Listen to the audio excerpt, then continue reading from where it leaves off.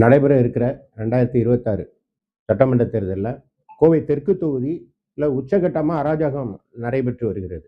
தேர்தல் நடத்தை விதிமுறைன்னு ஒன்று இருக்கா என்று கேள்வி கேட்கிற அளவுக்குள்ள அங்கே திராவிட முன்னேற்ற கழகத்தினுடைய வேட்பாளர் திரு செந்தில் பாலாஜி அவரும் அவருடைய கட்சியை சார்ந்தவர்களும் உச்சபட்சமாக விதிமுறை மீறலில் ஈடுபட்டிருக்கிறாங்க. இது குறித்து நான் நேற்று நடைபெற்ற தேர்தல் ஆணைய கூட்டத்தில், அப்சர்வருடைய கூட்டத்தில் நான் கம்ப்ளைண்ட் பண்ணேன். உதாரணமாக கிட்டத்தட்ட ஒரு 100 ஷெட்டுகள் அங்கே அமைக்கப்பட்டிருக்கிறது, அதெல்லாம் அகற்றணும்னு சொன்னேன். இது போன்று கரூர்ல ஷெட்டுகள் அமைச்சாருன்னு சொல்லி கம்ப்ளைண்ட் கொடுத்ததன் பேர்ல தான் அவர் தொகுதி மாடி போட்டியிட்டாரு. இப்ப இங்க அதே கரூர் ஃபார்முலாவை கோவை தெற்கில் அவர் இம்ப்ளிமெண்ட் பண்ணியிருக்காரு. அந்த ஷெட்டுகள் எல்லாம் நாங்கள் சீல் வச்சுட்டோம்னு தேர்தல் ஆணையம் சொன்னாலும் அதுல அந்த அன்லாஃபுல் ஆக்டிவிட்டிஸ் தொடர்ந்து நடந்துட்டு இருக்கு, வயலேஷனுக்கு எதிராக. அது மட்டும் இல்லாம எல்லா வீடுகளுக்கும் 5000 ரூபாய் பணம் விநியோகம் பண்ணாருன்னு சொல்றாங்க.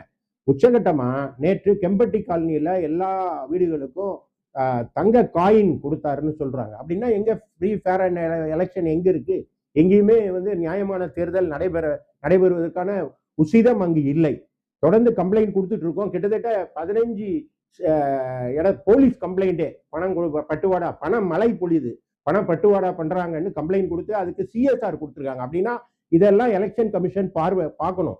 இது மட்டும் இல்லாம அவ்வாறு பணம் வாங்க மறுக்கிறவங்க மேல தீவிர தாக்குதல் நடத்துறதுக்கு மிரட்டுறாங்க. உதாரணமா அருள்குமார் அப்படின்னு ஒருத்தர், ராம்நகர்ல இருந்து அருள்குமார்ங்கிறவர் ஒரு கம்ப்ளைண்டே கொடுத்திருக்காரு எலெக்ஷன் கமிஷன்ல. அது மாதிரி விக்ரம் அப்படின்னு ஒருத்தர் கோவை காட்டூர் பகுதியை சேர்ந்தவர், அவரு தேர்தல் ஆணையத்திற்கு ஒரு மனு கொடுத்திருக்காரு. நாங்க பணம் வேண்டான்னு சொன்னா நீங்க என்ன மறுக்கிறீங்க அப்படின்னு சொல்லி எங்களை மிரட்டி கொலை செய்ய மிரட்டுறாங்க அவங்களுடைய அடியாட்கள். கரூர்ல இருந்து வந்திருக்கிற ரவுடி பட்டாளங்கள் இது மாதிரி செய்யுதுன்னு. அப்போ அங்க தேர்தல் நடைபெற்ற அது நியாயமா இருக்குமா அப்படிங்கிற கேள்வி எழுது.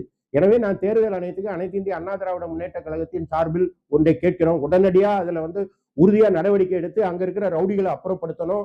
அங்கு நேர்மையான தேர்தல் நடைபெறுவதாக உறுதி செய்யணும். அப்சர்வர் நேற்று ஏற்கனவே எலெக்ஷன் கமிஷன்ல பலமுறை இதை சொல்லிட்டேன், கதவை தட்டி அதிமுக சார்பில் சொல்லிட்டோம். குறிப்பா நேற்று நடைபெற்ற அப்சர்வர் சிறப்பு பார்வையாளருடைய கூட்டத்தில் நான் இதை தெரிவித்தேன். இன்னும் முறையா நடவடிக்கை எடுக்கப்படாமல் இருக்கிறது. கிட்டத்தட்ட 15 போலீஸ் புகார்களே நேற்று நைட் வரை 15 போலீஸ் புகார்கள். போலீஸ் என்ன எஃப்ஐஆரே போடல. பணம் கொடுக்குறவங்களை பிடிச்சு கொடுத்தா என்ன எஃப்ஐஆர் போடாம இருக்காங்க. அது மாதிரி கோல்டு காயின் கொடுத்துருக்காங்க. இந்த மாதிரி நடைபெறுவதனால் அங்க முறையாக தேர்தல் நடைபெறும் நிலை இல்லை. எனவே அந்த தேர்தல்ங்கிறது நடந்தா அது நியாயமா இருக்குமா என்ற கேள்வி எழுந்திருக்கிறது. உடனடியாக நடவடிக்கை எடுக்க கோரி தேர்தல் ஆணையத்தை நாங்கள் முறையிட்டுள்ளோம்.